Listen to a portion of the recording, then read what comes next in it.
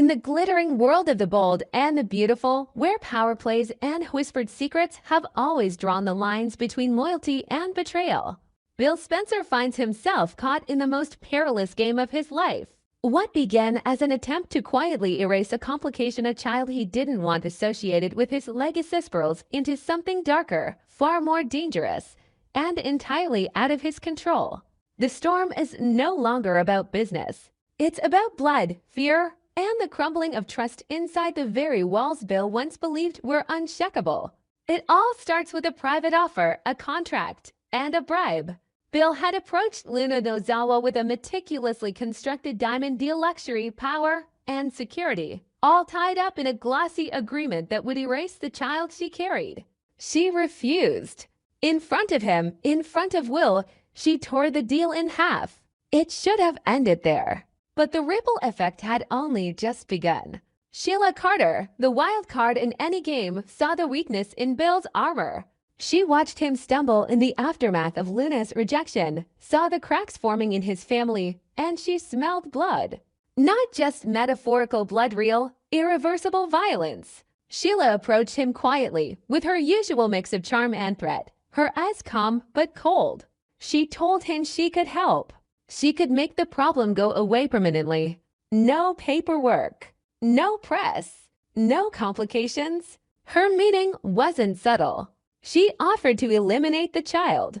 Not in theory, not with lawyers, but physically. A clean slate in exchange for a favor she'd call in later. No strings on the front end, but a future price that only Sheila could define. It was the kind of proposition that made even Bill Spencer, who had maneuvered billion-dollar deals and crushed empires, recoil in disgust. Bill was no saint, but he wasn't a killer. And yet, in that moment, even his refusal wasn't enough to stop the damage. Because Sheila had made the offer, and someone had seen her do it. Deacon Sharp confronted Bill before the rumor could get legs. He warned him loud, clear, and without apology. Dipping even a toe into Sheila's world was suicide. There are lines you don't cross, even in desperation. Sheila doesn't deal in favors, deals in destruction. Once her claws are in, there's no backing out. Deacon, having seen the darker layers of Sheila's soul up close, told Bill in no uncertain terms, if he even humored the idea of working with her, he was walking into a grave with his name already etched on the stone. But rumors move faster than truth. By the time Bill tried to pull back, by the time he tried to clean up the mess Sheila had only offered to make, the whispers were already spreading. Will Spencer heard it first, not from his father, but from a friend, who heard it from someone who worked at Spencer Publications. Bill Spencer had cut a deal with Sheila Carter. The words hit like a hammer. For a boy who had only recently watched his father nearly erase an unborn sibling with a contract, hearing that same man might be in bed with a woman like Sheila was too much. The respect that had barely survived the Luna incident shattered completely. Katie Logan was next. When she heard the same rumor, she didn't wait for confirmation. She marched straight to Bill's office, fire in her eyes. She demanded the truth. He denied it. He told her Sheila had made an offer, not the other way around. He said he walked away. But Katie, a woman who's lived too long in the shadow of Bill's half-truths and strategic denials, wasn't reassured. The fact that Sheila had even come to him meant his behavior had invited it, that his actions had opened the door. Katie didn't yell. She simply laid down her own contract, no papers, no lawyers, just a clear ultimatum. If Bill didn't cut Sheila out of his life completely, she would file for full custody of Will. No shared agreements. No visitation. She would protect their son the way Bill refused to be, keeping him away from toxic influence, even if that influence came from his own father. For a man like Bill, used to control, to influence, to power bank stripped of family was unthinkable. And yet, that's exactly what stood before him. His son wouldn't look at him. His ex-wife wouldn't trust him. His reputation, already shaky, was now stained with the darkest possible association. The walls began to close in. Board members questioned his judgment. Journalists began poking around, sniffing out links between Spencer publications and known criminals. Internally, the company trembled. Bill's Brandon's gleaming, bold, and bulletproof is starting to rot from the inside. Even his own employees were whispering. Investors called for reassurances. The legal department issued statements. But nothing could erase the fact that Bill Spencer had allowed Sheila Carter to step into his orbit, and he hadn't immediately burned that bridge to the ground. In the quiet of his penthouse, with his phone silent and the city below still glittering in its indifferent glow, Bill faced something he'd avoided his entire life: reflection. Real reflection. Not strategy. Not spin. He asked himself what had driven him to this point. Was it fear? Ego?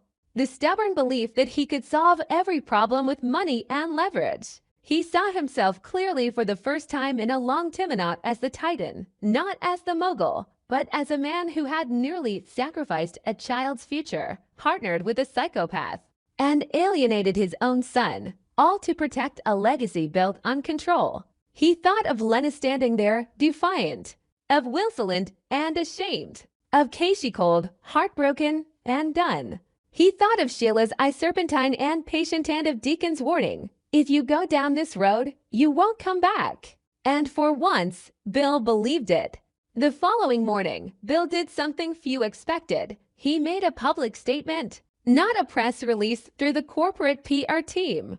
A direct, televised message. He denounced Sheila Carter, distanced himself from any suggestion of collaboration, and acknowledged his errors. He didn't apologize for offering Luna the deal, was too proud for that, but he admitted it was wrong. He stated unequivocally that no harm would come to Luna, her child, or anyone tied to them. He renounced any action that would hurt his family, and he vowed to rebuild trust even if it took the rest of his life. But words are cheap.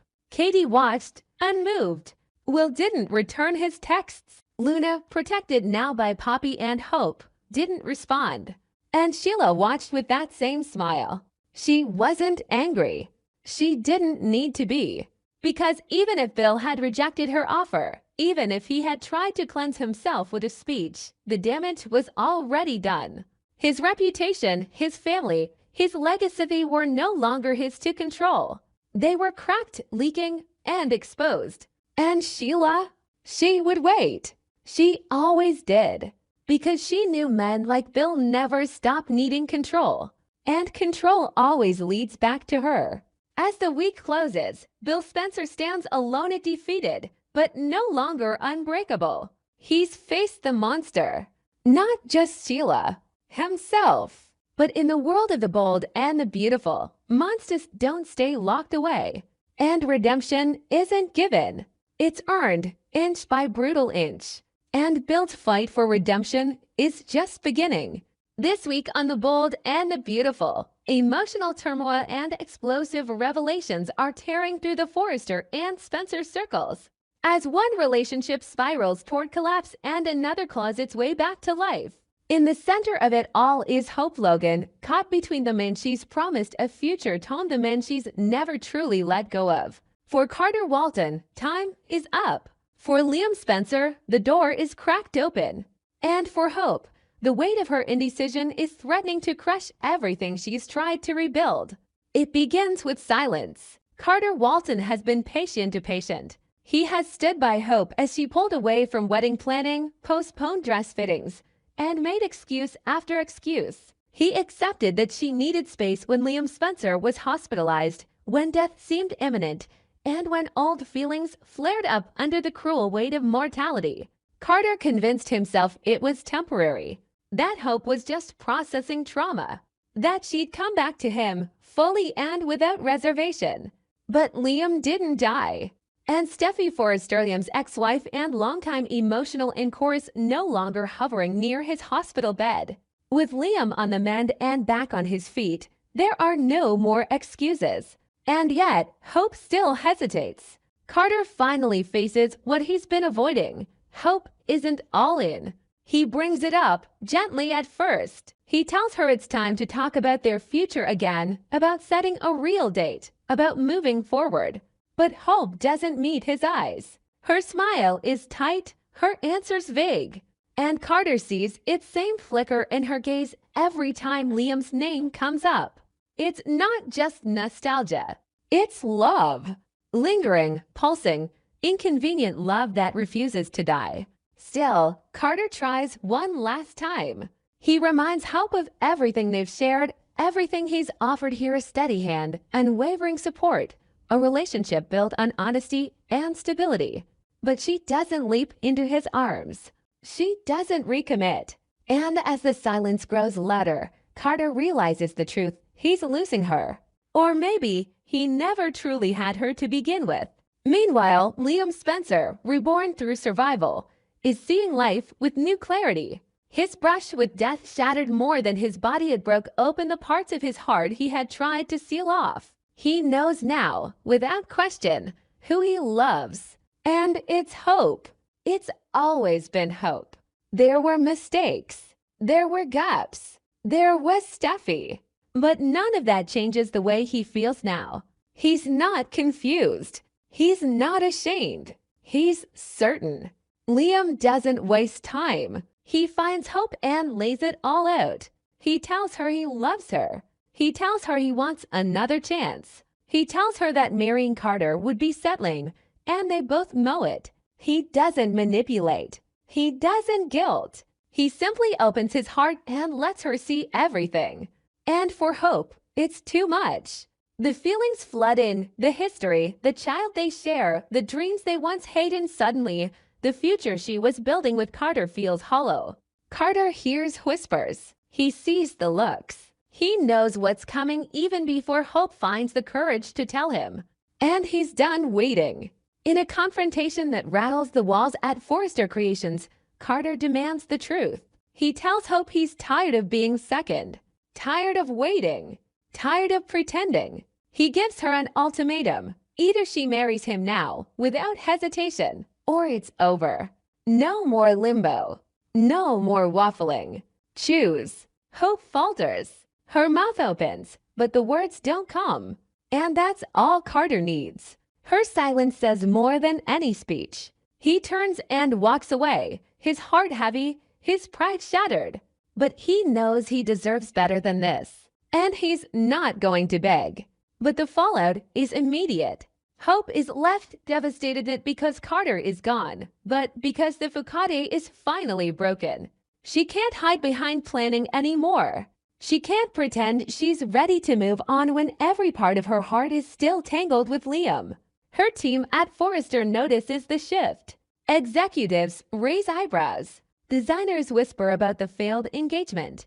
And Ridge Forrester, always the guardian of his brand, starts to question whether Hope's personal drama is beginning to cost the company its image. Professionally, things begin to unravel. Hope's focus is fractured. Meetings are missed. Deadlines slip.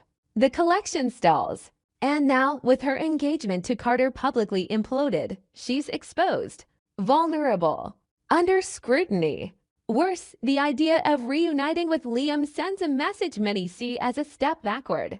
The man who broke her heart, who bounced between her and Steffi for years, now welcomed back with open arms? It's not inspiring, it's controversial. Critics of Hope for the future begin to speak out.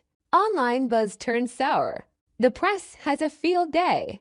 And the whispers grow louder. Hope Logan can't separate her love life from her business. Yet in the quiet corners of her life, away from the cameras and boardrooms, there's a flicker of peace. With Liam by her side, with Beth between them, there's a sense of coming home. The chemistry is still there. The shared laughter. The understanding. It's effortless. It's real. And though the road to forgiveness is long and public perception is brutal, Hope begins to believe that maybe, just maybe, this is where she's meant to be. But Carter isn't gonna not entirely. Rumors swirl that he may leave Forrester altogether, that he's considering a transfer or even starting a rival firm. Some say he's already taken meetings. Others claim he's not done fighting for Hope. But Carter, for the first time in years, is truly unpredictable. He loved Hope. He gave her everything. And she walked away. If he stays, it won't be quietly. Hope's decision has ripple effects far beyond her love life. Thomas Forrester, once obsessed with her, keeps his distance but watches with knowing eyes. Brooke Logan, ever protective, warns her daughter not to fall back into old patterns. And Steffy returns to town with her own opinions and is scored to settle. The news that Liam and Hope are reconnecting sends a tremor through her carefully rebuilt life. She has questions, she has doubts, and she has unfinished business. Meanwhile, Ridge and Eric begin to evaluate the future of Hope for the future. Is it viable without Carter's influence? Can Hope lead without stability? Should the line be paused or structured handed to someone else entirely? Hope stands at a crossroads. Professionally, she's under fire. Personally, she's clinging to a love that has burned her before. The wedding she once envisioned is ashes. The future is uncertain. But one thing is clear, she can no longer have it both ways. She can't keep one foot in Carter's world and another in Liam's arms. She made her choice, and now she has to live with it. But in the world of the bold and the beautiful, nothing stays still. Loyalties shift, love bends, and just when you think the story is over, someone returns, someone breaks, someone lies. Carter's heart is broken, but not defeated. Liam has reclaimed what he believes is his. Hope is navigating a storm of public and private reckoning. And through it all, the shadows loom of Steffy, of Thomas, of Ridge, of every person who sees this reunion as a threat, a mistake, or a challenge. The week ends not with peace, but with anticipation. What will Carter do next? Will Hope and Liam survive the scrutiny? Will Forrester Creations support Hope or cut her loose? The only certainty is that nothing will ever be the same again.